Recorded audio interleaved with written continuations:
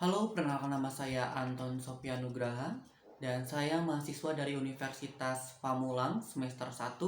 Kali ini saya mau melaksanakan tugas bahasa Indonesia yaitu berpidato. Sumber yang saya dapat semua dari Google. Assalamualaikum warahmatullahi wabarakatuh. Kepada yang terhormat Bapak Kepala Sekolah SMA Negeri 6 Yogyakarta yang saya hormati, kepada ibu guru serta karyawan yang saya hormati, dan teman-teman saya yang saya cintai. Pertama-tama marilah kita panjatkan puji dan syukur kehadirat Tuhan Yang Maha Esa karena atas segala nikmat dan hidayahnya sehingga kita dapat berkumpul di tempat dalam rangka memperingati Hari Bumi di SMA Negeri 6 Yogyakarta yang selalu kita banggakan. Kali ini izinkan saya, Anton Sopian, menyampaikan sebuah pidato yang bertemakan lingkungan. Pada zaman modern ini kita dapat melihat dengan jelas bahwa pencemaran lingkungan semakin menjadi-jadi. Dari tahun ke tahun keadaan lingkungan kita bukannya semakin membaik, melainkan menjadi semakin memburuk saja. Limbah-limbah rumah tangga maupun limbah-limbah pabrik industri dengan mudah dibuang ke arah sungai. Jumlah kendaraan bermotor semakin bertambah dan kualitas udara pun semakin buruk. Pohon-pohon yang sudah hidup bertahun-tahun demi memberikan pasokan udara bagi manusia pun ditebang untuk sebuah perumahan yang mewah. Bagaimana keadaan bumi kita 10 tahun ke depan jika kita terus-menerus melakukan tindakan yang sangat merusak lingkungan itu? Siapa lagi yang dapat membuat bumi kita kembali menjadi aman, nyaman, dan tentram untuk kita tinggali?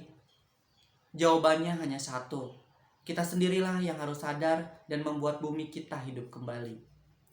Pemanasan global membuat beberapa tempat di wilayah tertentu di dunia mengalami banyak perubahan ekstrim. Mulai dari pencairan gletser, abadi di kutub utara dan gunung-gunung es, seperti di Kilimanjaro dan Jayawijaya. Faktanya gletser Fizzle di pegunungan Glarus, Switzerland Timur, bahkan telah kehilangan 80% dari volumenya. Jadi tingkat melelehnya gletser terus meningkat, maka kenaikan air laut akan berdampak pada sekitar 50 juta orang yang tinggal di kawasan rendah pantai dan kota-kota besar di dunia. Seperti London, New York, dan Shanghai, bahkan bisa termasuk dengan Indonesia. Fenomena lain yang terjadi ialah penurunan es di kutub utara sekitar 12% dalam 40 tahun terakhir. Setidaknya 80 pulau daratan rendah di Samudra Pasifik telah lenyap di bawah permukaan laut. Sementara beberapa di antara seperti Kepulauan Maladewa, Fiji, dan Kiribati yang masih beresiko tinggi tenggelamnya hingga kini. Bahkan hampir setengah daratan Belanda sudah tertelan di bawah permukaan laut. Sementara es di kutub mencair dan permukaan air laut pun naik. Sejumlah wilayah di sub-Sahara Afrika mengalami kekeringan berkepanjangan.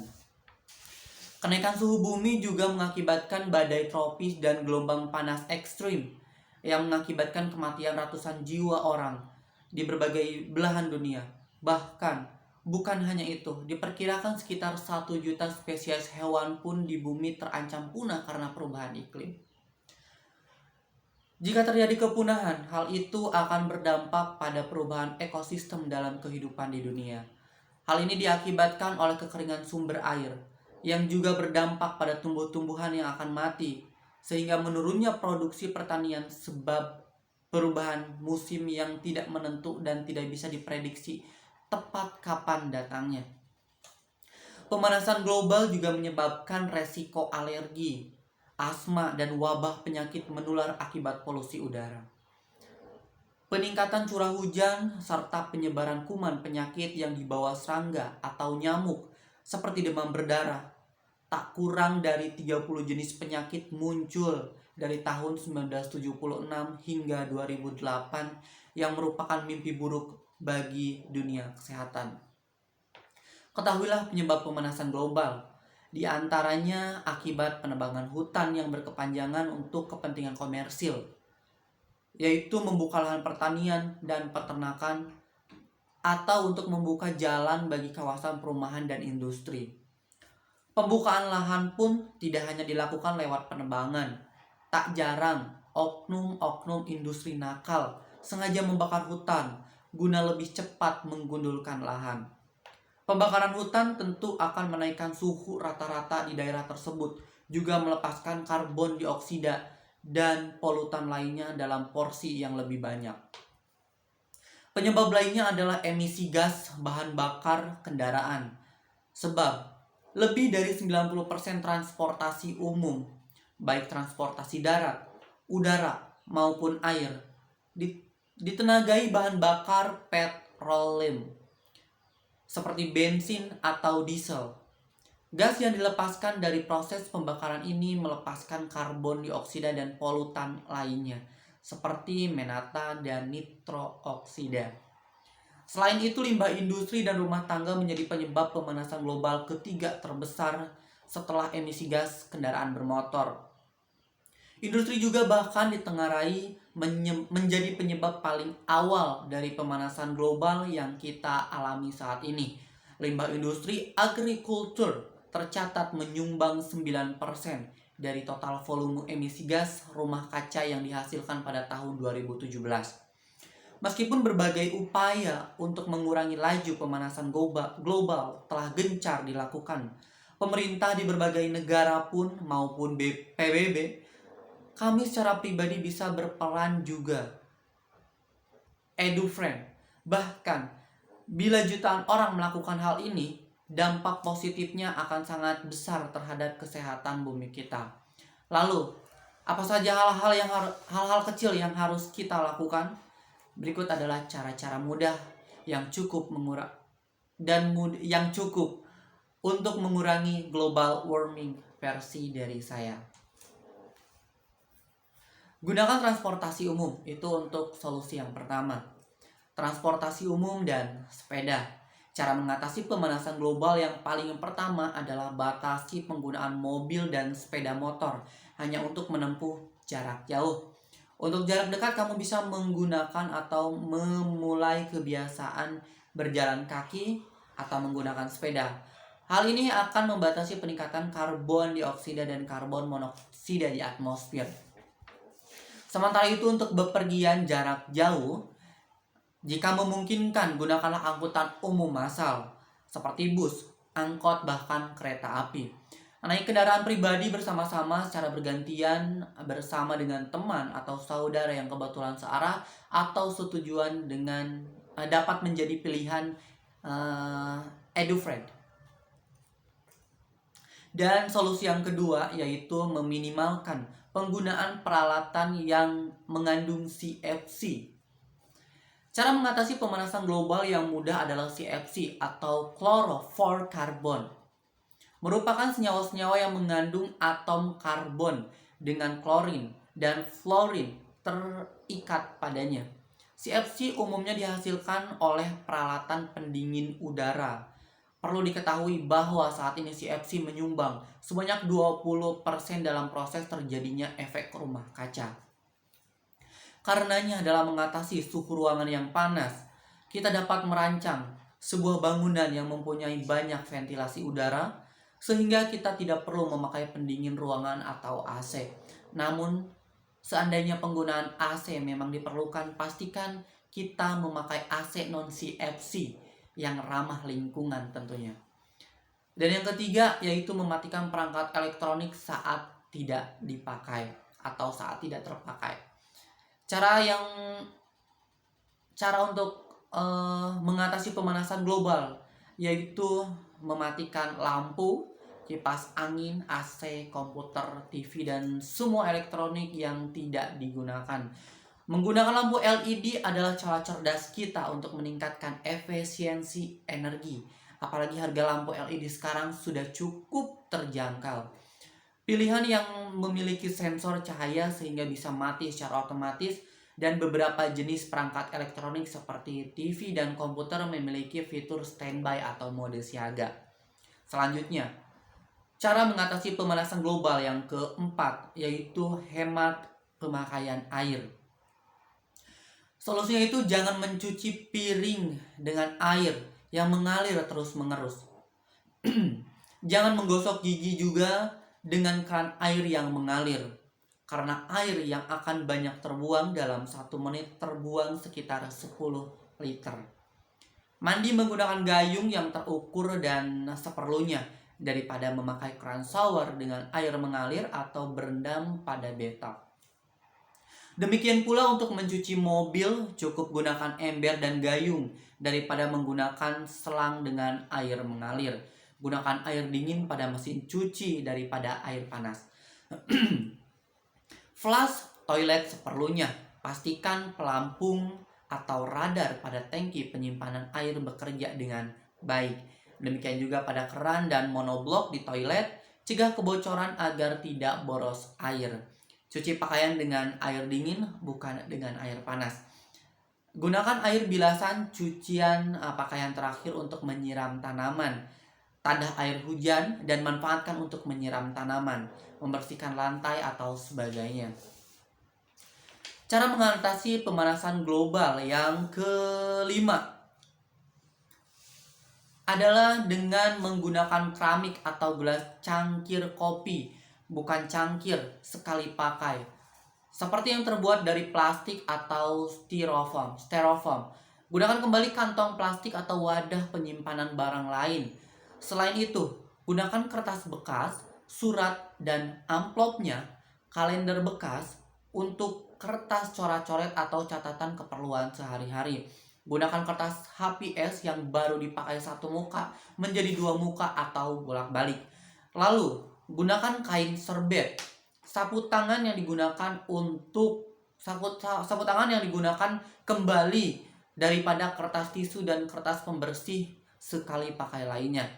Selanjutnya, gunakan reusable piring, botol minuman dan alat makan yang bukan sekali pakai.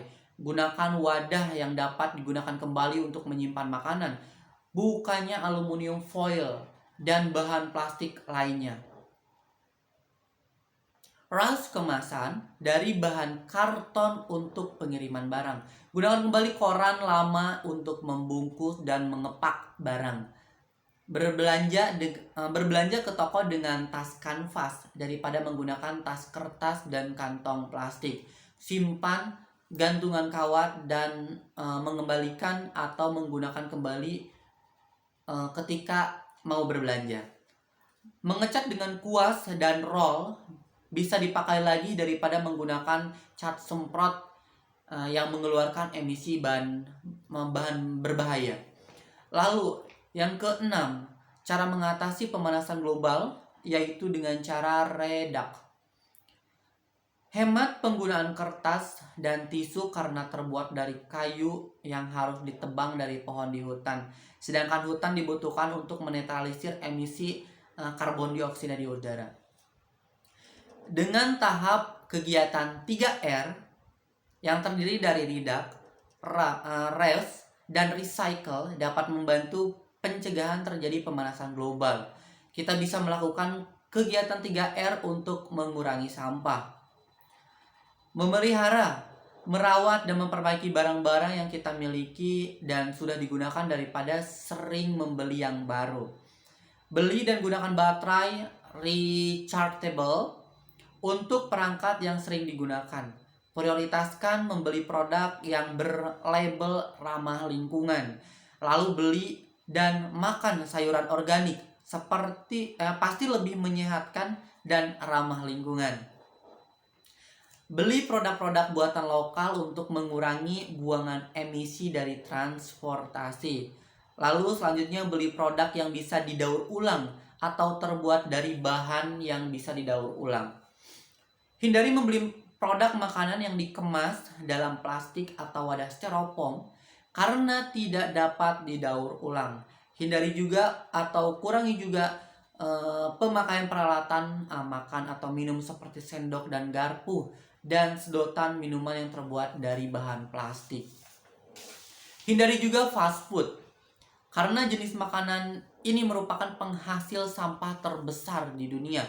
Selain itu juga kurangi baik kurang baik terhadap kesehatan maksud kami.